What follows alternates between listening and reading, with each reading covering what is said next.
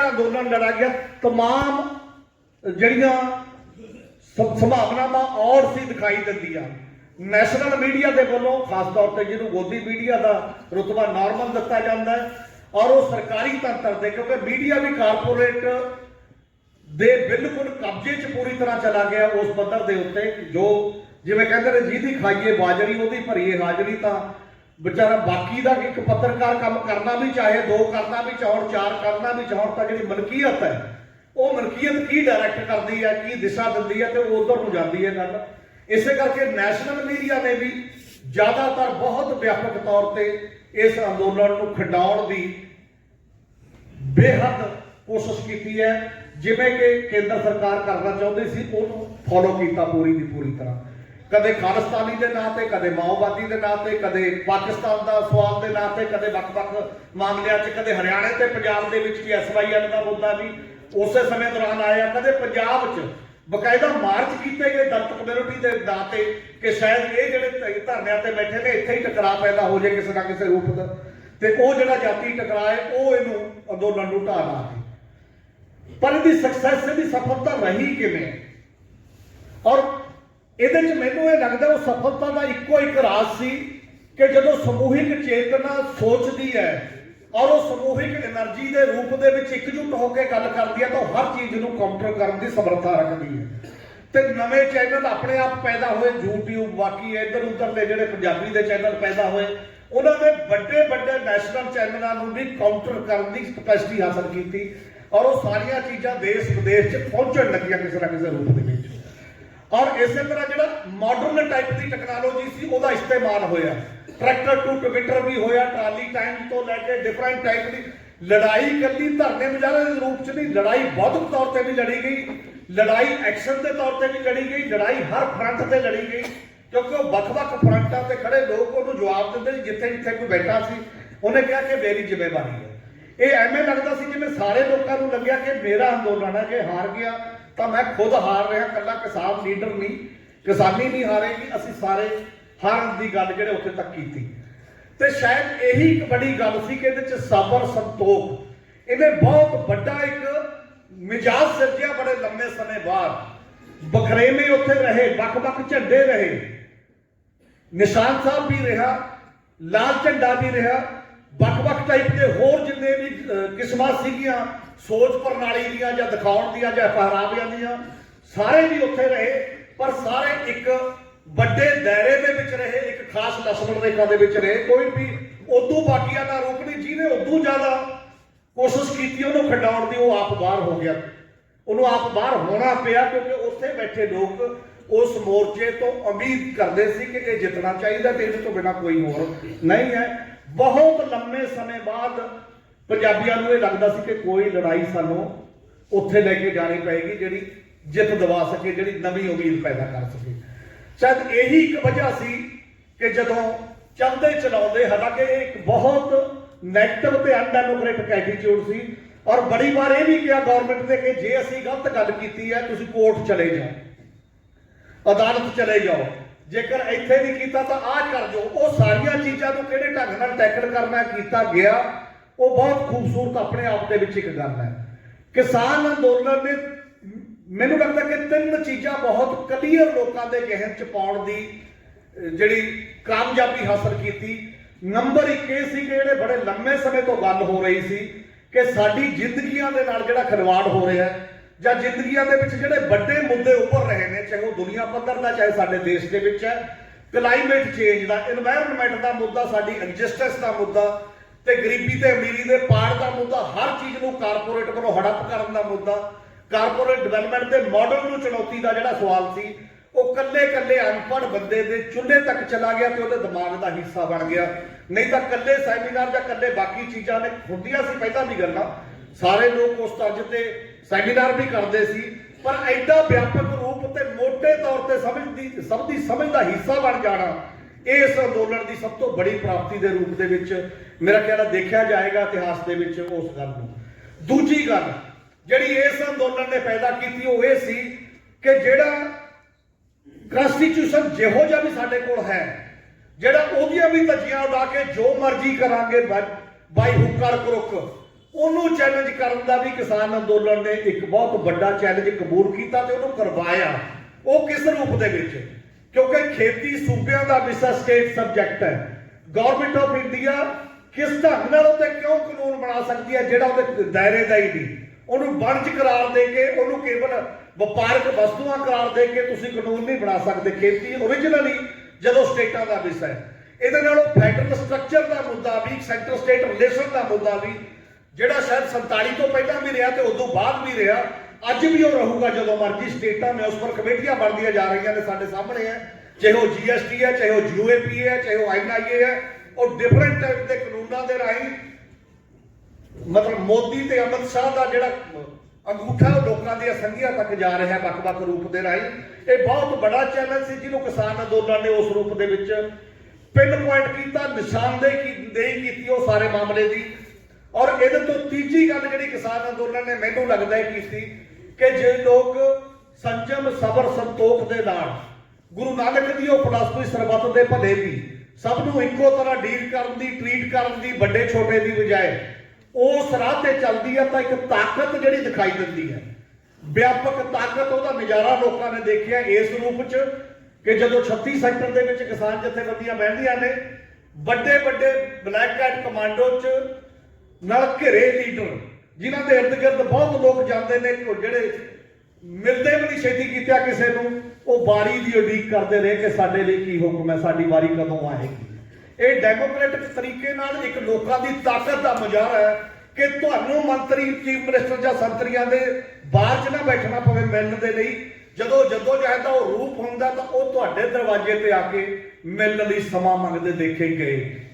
ਇਹ ਇੱਕ ਉਸ ਵੈਲਿਊ ਸਿਸਟਮ ਦਾ ਉਹ ਸਾਰਾ ਸਾਡੇ ਸਾਹਮਣੇ ਦਿਖਾਈ ਦਿੱਤਾ। ਉਹ ਸਾਰੇ ਦਾ ਰੂਪ ਸੀ ਕਿ ਲੋਕਾਂ ਦੀ ਚੋਣ ਭੂਣ, ਲੋਕਾਂ ਨੇ ਸਭ ਕੁਝ ਕੁਰਬਾਨ ਕਰਕੇ ਉਹਦੇ 'ਚ ਆਪਣੀ ਸਮਰੱਥਾ ਮੁਤਾਬਕ ਉਹਨੂੰ ਮਜ਼ਬੂਤ ਬਣਾਇਆ। ਤਾਂ ਜਾ ਕੇ 19 ਨਵੰਬਰ ਦਾ ਦਿਨ ਆਇਆ। ਪ੍ਰਧਾਨ ਮੰਤਰੀ ਨੇ ਇਹ ਤਾਂ ਨਹੀਂ ਅਜੇ ਕੀਤਾ, ਅਜੇ ਵੀ ਇੱਕ ਅੜਤਾ ਕਾਇਮ ਹੀ ਹੈ ਉਸੇ ਪੱਧਰ ਦੀ ਕਿ ਕਿਸਾਨ ਲੀਡਰਾਂ ਨਾਲ ਬੈਠ ਕੇ ਗੱਲ ਕਰ ਲੈਂਦੇ। ਉਹੀ ਗੱਲ ਉਸ ਪੱਧਰ ਦੇ ਉੱਤੇ ਹੁੰਦੀ ਤਾਂ ਜ਼ਿਆਦਾ ਬੈਟਰ ਹੁੰਦੀ, ਪਰ ਉਹਨੇ ਇੱਕ ਹੋਰ ਤਰੀਕਾ ਵਰਤਿਆ ਕਿ ਗੁਰੂ ਨਾਨਕ ਸਾਹਿਬ ਦੇ ਪ੍ਰਕਾਸ਼ ਦਿਵਸ ਨੂੰ ਦੇਖ ਕੇ ਕਿ ਆਪਾਂ ਵਾਪਸ ਲੈ ਲਈਏ। ਉਸ ਦਿਨ ਲੋਕਾਂ ਨੇ ਦੇਖਿਆ ਕਿ 56 ਇੰਚ ਦੀ ਛਾਤੀ ਵੀ ਛੋਟੀ ਹੋ ਜਾਂਦੀ ਹੈ ਜੇਕਰ ਲੋਕ ਸਬਰ, ਸੰਤੋਖ ਨਾਲ ਤੇ ਮਿਲ ਕੇ ਕੋਈ ਨਾ ਕੋਈ ਉਸ ਲੈਵਲ ਦੀ ਗੱਲ ਕਰਦੇ ਨੇ। ਇਹ ਸਾਰੇ ਮਾਹੌਲ ਦੇ ਵਿੱਚ ਵਿਚਰਦੇ ਕੁਝ ਕੁੜੱਤਣ ਉੱਥੇ ਹੀ ਸਟਾਰਟ ਹੋਈ ਕਿਸਾਨ ਆਰਗੇਨਾਈਜੇਸ਼ਨਾਂ ਦੇ ਵਿੱਚ ਵੀ। ਜਦੋਂ ਹੁਣ ਆਪਾਂ ਜਾਣਾ ਨਹੀਂ ਜਾਣਾ, ਛੱਡ ਕੇ ਚੱਲੀਏ ਨਾ ਚੱਲੀਏ, ਔਰ ਕਿਤੇ ਨਾ ਕਿਤੇ ਉਹ ਦਿਖਾਵਾ ਜਿਹੜੀ ਅੰਦੋਲਨ ਦੀ ਸਪਿਰਿਟ ਪਹਿਲੀ ਸੀ ਲੜਾਈ ਲੜਨ ਵੇਲੇ ਤੱਕ, ਉਹਦੇ 'ਚ ਮਿਲਾਵਟ ਸਟਾਰਟ ਹੋ ਗਈ ਕਿਤੇ ਨਾ ਕਿਤੇ ਦੇਖਣ ਦੀ ਕਿ ਕੋਈ ਨਾ ਕੋਈ ਗੜਬੜ ਕਿਤੇ ਨਾ ਕਿਤੇ ਦਿਖਾਈ ਦਿੱਤੀ ਸਾਰੇ ਲੋਕਾਂ ਨੂੰ। ਔਰ ਉਸੇ ਲਈ ਲਗਾਤਾਰ ਜਿਸ ਜਜ਼ਬੇ ਦੇ ਨਾਲ ਵਾਪਸ ਆਉਣਾ ਸੀ, ਜਿੱਡਾ ਵੱਡੀ ਇਹ ਜਿੱਤ ਹੈ, ਮੈਨੂੰ ਲੱਗਦਾ ਓਡੀ ਵੱਡੀ ਜਿੱਤ ਦੇ ਤੌਰ ਤੇ ਪ੍ਰਚਾਰੀ ਨਹੀਂ ਜਾ ਸਕੀ। ਓਡੀ ਵੱਡੀ ਜਿੱਤ ਦੇ ਤੌਰ ਤੇ ਇਹਨੂੰ ਦਰਸਾਉਣ 'ਚ ਜਿਹੜੇ ਉਹ ਸਾਰੇ ਲੜਨ ਵਾਲੇ ਸੀ, ਸਮੁੱਚੇ ਲੋਕ ਨੇ ਦੇਸ਼ ਦੇ, ਇੱਥੋਂ ਦੇ, ਉਹ ਪ੍ਰਦਰਸ਼ਨ ਨਹੀਂ ਕਰ ਸਕੇ ਕਿ ਇਹ ਜਿੱਤ ਬਿਲਕੁਲ ਹੀ ਇੱਕ ਮੁਕਾਬਲੇ ਦੀ ਸੀ ਕੋਈ। ਔਰ ਇਹ ਕਿਹਾ ਜਾਂਦਾ ਸੀ ਕਿ ਮੋਦੀ ਆ ਤਾਂ ਮੁਮਕਿਨ ਆ, ਉਹ ਪਿੱਛੇ ਹਟ ਹੀ ਨਹੀਂ ਸਕਦਾ। ਔਰ ਸਾਰੀਆਂ ਚੀਜ਼ਾਂ, ਪਹਿਲੀ ਗੱਲ ਸੀ ਕਿ ਉਹਦੇ ਤੋਂ ਵਾਪਸ ਮੁੜਨਾ ਪਿਆ ਤੇ ਪਿੱਛੇ ਮੁੜਨਾ ਪਿਆ। ਤੇ ਇੱਕ ਜਥੇਬੰਦੀਆਂ ਨੇ ਹੋਰ ਗੱਲ ਇਹਦੇ 'ਚ ਕੀਤੀ ਕਿ ਜਦੋਂ ਵੀ ਹੋਇਆ ਉਹਨਾਂ ਨੂੰ ਪਤਾ ਸੀ ਕਿ ਪੋਲੀਟੀਕਲੀ ਬਾਹ ਮਰੋੜੇ ਤੋਂ ਬਿਨਾਂ ਇਹਨਾਂ ਨੇ ਕੰਮ ਨਹੀਂ ਕਰਨਾ। ਚਾਹੇ ਵੈਸਟ ਬੰਗਾਲ 'ਚ ਜਾਣਾ ਪਿਆ, ਚਾਹੇ ਯੂਪੀ ਤੇ ਆਲੇ ਦੁਆਲੇ ਇਲੈਕਸ਼ਨਾਂ ਦੇ ਵਿੱਚ ਜਾਣ ਦੀ ਗੱਲ ਹੈ, ਪ੍ਰਚਾਰ ਕਰਾਂਗੇ, ਜਿਹੜੀ ਮੇਨ ਪਾਰਟੀ ਹੈ ਜਿਹੜੀ ਸਾਡੀ ਗੱਲ ਨਹੀਂ ਮੰਨਦੀ, ਤਾਂ ਪੋਲੀਟੀਕਲ ਕਾਊਂਟਰ ਕਰਨ ਦਾ ਇੱਕ ਸਲੋਗਨ ਵੀ ਉਹਦੇ ਵਿੱਚੋਂ ਆਇਆ, ਸਾਰੇ ਸਾਡੇ ਪਾਸੇ ਗਿਆ ਉਸ ਪੱਧਰ ਦੇ ਉੱਤੇ।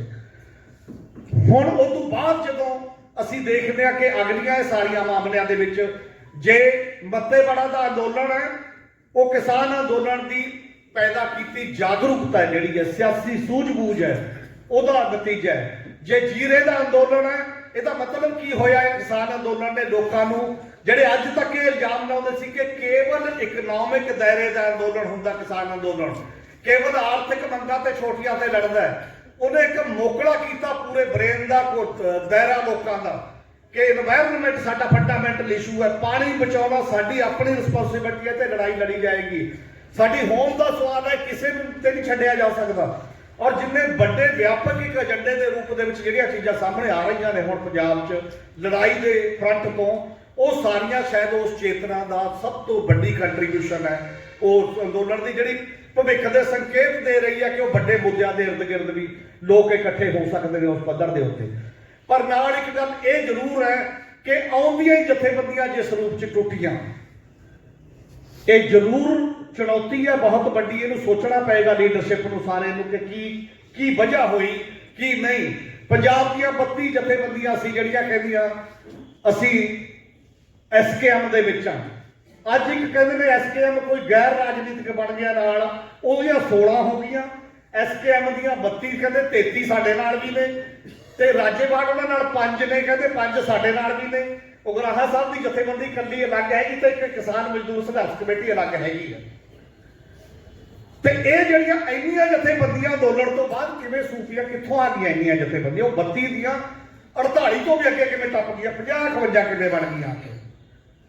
ਇਹ ਬਹੁਤ ਚਿੰਤਾ ਦਾ ਕੁਐਸਚਨ ਹੈ। ਮਤਲਬ ਇਹ ਅੰਤਰਝਾਤ ਮਾਰਨ ਦੀ ਕੋਸ਼ਿਸ਼ ਕਰਨ ਦੀ ਲੋੜ ਹੈ ਵੀ ਇਹਦੀ ਵਜ੍ਹਾ ਕੀ ਹੈ। ਕੋਈ ਕਹਿ ਸਕਦਾ ਵੀ ਇਹ ਡੈਮੋਕ੍ਰੇਸੀ ਹੈ ਜੀ, ਕਿਸੇ ਨੂੰ ਵੀ ਜਥੇਬੰਦੀ ਬਣਾਉਣ ਦਾ ਹੱਕ ਹੈ, ਜੋ ਵੀ ਮਰਜ਼ੀ ਹੈ।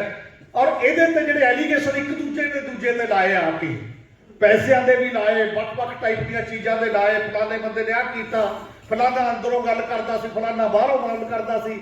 ਤਾਂ ਕੀ ਉਹ ਸਮੂਹਿਕ ਸੌਹਾਂ ਜਿਹੜੀਆਂ ਅੰਦਰ ਪੈ ਰਹੀਆਂ ਸੀ ਉਹਦਾ ਮਜਦਾ ਕੇਵਲ ਐਡਾ ਕਰੂਗਾ ਲੀਡਰਸ਼ਿਪ ਦਾ, ਜਾਂ ਉਦੋਂ ਬਾਅਦ ਆ ਕੇ ਸਾਰਾ ਖਿੰਡ-ਖਿੰਡਾ ਹੋ ਜਾਏਗਾ ਜਿਹੋ ਜਿਹਾ ਵੀ ਮਾਹੌਲ ਹੈ? ਔਰ ਤੀਜੀ ਗੱਲ ਜਿਹੜੀ ਸਾਡੇ ਸਾਹਮਣੇ ਇਸ ਸਮੇਂ ਦਿਖਾਈ ਦੇ ਰਹੀ ਹੈ, ਬਾਵਜੂਦ ਇਹਦੇ ਕਿ ਲੋਕਾਂ ਦੀ ਚੇਤਨਾ ਦਾ ਪੱਧਰ ਬਣਿਆ, ਲੋਕਾਂ ਨੂੰ ਇੱਕੋ ਗੱਲ ਵੀ ਪਤਾ ਲੱਗ ਗਈ ਹੈ ਕਿ ਸਾਡੇ ਕੋਲ ਅੰਦੋਲਨ ਤੋਂ ਬਿਨਾਂ ਕੋਈ ਚਾਰਾ ਨਹੀਂ ਹੈ, ਹੋਰ ਹਰ ਗੱਲ ਤੇ ਲੰਮੇ ਅੰਦੋਲਨ ਲੜਨੇ ਪੈ ਸਕਦੇ ਨੇ। ਪਰ ਇਹਦੇ ਬਾਵਜੂਦ ਜਿਹੜਾ ਸਵਾਲ ਸਾਡੇ ਸਾਹਮਣੇ ਹੈ ਕਿ ਜਥੇਬੰਦੀਆਂ 'ਚ ਹੁਣ ਇਕਜੁੱਟਤਾ ਦਾ ਪਹਿਲ ਕਦਮੀ ਜਿਹੜੀ ਹੋਣੀ ਚਾਹੀਦੀ ਸੀ ਉਹ ਕਿਉਂ ਨਹੀਂ ਹੋ ਰਹੀ, ਜਿਹੜੀ ਕਿਸਾਨ ਅੰਦੋਲਨ ਨੇ ਪਹਿਲਾਂ ਸਟਾਰਟ ਕਰਤੀ ਸੀ, ਜਿਸ ਢੰਗ ਨਾਲ ਸੁਭਾਵਿਕ ਪੈਦਾ ਹੋ ਗਈ ਸੀ। ਕਿਉਂ ਆ ਕਿ ਮੇਰੀ ਹੀ ਜਥੇਬੰਦੀ ਵੱਡੀ, ਉਹਦੀ ਰਹਿਣ ਦਿਓ, ਇਹਦੀ ਨਾ ਰਹਿਣ ਦਿਓ। ਮੈਨੂੰ ਲੱਗਦਾ ਜਥੇਬੰਦੀਆਂ ਵੱਡੀਆਂ ਵੀ ਹੁੰਦੀਆਂ, ਛੋਟੀਆਂ ਵੀ, ਜੇ ਉਹ ਇਕਜੁੱਟਤਾ ਨਾ ਹੁੰਦੀ ਨਾ ਜਿਹੜੀ ਕਿਸਾਨ ਅੰਦੋਲਨ ਨੇ ਦਰਸਾਈ, ਜਿਹੜੀ ਵੱਡੇ ਛੋਟੇ ਦੀ ਬਜਾਏ ਬਾਕੀ ਦੀਆਂ ਚੀਜ਼ਾਂ ਦੇ ਬਜਾਏ, ਉਹ ਇੰਪੈਕਟ ਨਹੀਂ ਸਿਰਜਿਆ ਜਾ ਸਕਦਾ ਸੀ। ਇੱਕ ਔਰਾ ਹੁੰਦਾ ਜਿਹੜਾ ਆਪਾਂ ਕਹਿੰਦੇ ਆ ਕਿ ਆਲੇ ਦੁਆਲੇ ਸਿਰਜਿਆ ਜਾਂਦਾ, ਉਹ ਜਿੰਨੀ ਤਾਕਤ ਹੁੰਦੀ ਹੈ ਉਹਦੇ ਨਾਲ ਉਹਦੀ ਤਾਕਤਵਰ ਜ਼ਿਆਦਾ ਹੁੰਦਾ, ਉਹਦੀਆਂ ਜਿਹੜੀਆਂ ਕਿਰਨਾਂ ਨੇ ਉਹ ਬਹੁਤ ਦੂਰ ਤੱਕ ਪਹੁੰਚਦੀਆਂ ਨੇ। ਇਸੇ ਕਰਕੇ ਇਸ ਸਮੇਂ ਪੰਜਾਬ ਦੇ ਵਿੱਚ ਇੱਕ ਨਵਾਂ ਖੇਤੀ ਦਾ ਨਵਾਂ ਮਾਡਲ ਕੀ ਹੋਵੇ, ਕੱਲੇ ਇੰਨੇ ਨਾਲ ਤਾਂ ਕੰਮ ਨਹੀਂ ਚੱਲਣਾ ਕਿ ਜਿਹੜੀਆਂ ਮੰਗਾਂ ਕੱਲੀਆਂ ਨੇ ਉਹਦੇ ਤੇ ਇੱਕ ਮਿਨੀਮਮ ਏਜੰਡਾ ਕਿਵੇਂ ਬਣੇ। ਖੇਤੀ ਦਾ ਓਵਰਆਲ ਮਾਡਲ ਦਾ ਸਵਾਲ ਹੈ, ਭਵਿੱਖ ਦਾ ਕਾਰਪੋਰੇਟ ਦਾ। ਜੇ ਬੱਚਿਆਂ ਦੀ ਗਵਰਨਮੈਂਟ ਆਫ ਇੰਡੀਆ ਸਾਰੇ ਉਹ ਬਿਜਲੀ ਕਾਨੂੰਨ ਚਾਹੇ ਸਟੈਂਡਰਡ ਕਮੇਟੀ ਕੋਲ ਪਿਆ, ਪਰ ਉਹ ਲਾਗੂ ਹੈ, ਲਗਾਤਾਰ ਨੋਟੀਫਿਕੇਸ਼ਨਾਂ ਨਾਲ ਹੀ ਲਾਗੂ ਹੋ ਰਿਹਾ, ਬਾਕੀ ਦੀਆਂ ਚੀਜ਼ਾਂ ਉਸੇ ਤਰੀਕੇ ਨਾਲ ਲਾਗੂ ਹੋ ਰਹੀਆਂ ਨੇ। ਵੱਖ-ਵੱਖ ਮਾਮਲਿਆਂ ਦੇ ਵਿੱਚ ਉਹ ਆਪਣੇ ਢੰਗ ਨਾਲ ਲਗਾਤਾਰ ਜਾਰੀ ਹੈ ਉਹੀ ਕੰਮ ਕਰਨ ਦੇ ਵਿੱਚ। ਔਰ ਉਹਨੂੰ ਜਵਾਬ ਦੇਣ ਦੇ ਵਾਸਤੇ ਇਹ ਉਪਰਾਲੇ ਜਿਹੜੇ ਜਿੰਨੇ ਹੋਣੇ ਚਾਹੀਦੇ ਨੇ ਉਹਨੇ ਦਿਖਾਈ ਨਹੀਂ ਦਿੰਦੇ। ਹੋ ਸਕਦਾ ਅੰਦਰ ਖਾਤੇ ਕਿਤੇ ਕੋਈ ਚਲਦੀਆਂ ਹੋਣ ਗੱਲਾਂ ਬਾਤਾਂ ਇਕੱਠੀਆਂ, ਜਾਂ ਬਾਕੀ ਇਦੋਂ ਪਹਿਲਾਂ ਵੀ ਉਹੀ ਚੀਜ਼ਾਂ ਸੀਗੀਆਂ ਬਥੇਰੀਆਂ। ਕੋਈ ਵੋਟਾਂ 'ਚ ਖੜਾ ਹੋ ਗਿਆ ਸੀ, ਕੋਈ ਨਹੀਂ ਖੜਾ ਹੋ ਗਿਆ ਸੀ। ਪਹਿਲਾਂ ਵੀ ਜਦੋਂ ਜਥੇਬੰਦੀਆਂ ਟੁੱਟੀਆਂ ਵੀ ਨੇ, ਨਵੀਆਂ ਬਣੀਆਂ ਵੀ ਨੇ, ਉਹਦੇ ਰੀਜਨ ਕੀ ਨੇ, ਵੱਖ-ਵੱਖ ਜਥੇਬੰਦੀਆਂ ਬਣਨ ਦੇ ਉਹ ਵੱਖ-ਵੱਖ ਨੇ। ਉਹ 'ਚ ਸਿਆਸੀ ਕਾਰਨ ਵੀ ਨੇ, ਉਹਦੇ 'ਚ ਨਿੱਜੀ ਕਾਰਨ ਵੀ ਨੇ, ਉਹਦੇ 'ਚ ਵੱਖ-ਵੱਖ ਕਿਸਮ ਦੇ ਲੋਕਾਂ ਦੀ ਕਾਰਗੁਜ਼ਾਰੀ ਵੀ ਹੈ ਹਿਸਟੋਰੀਕਲੀ ਜਿਹੜੀ ਹੋਈ।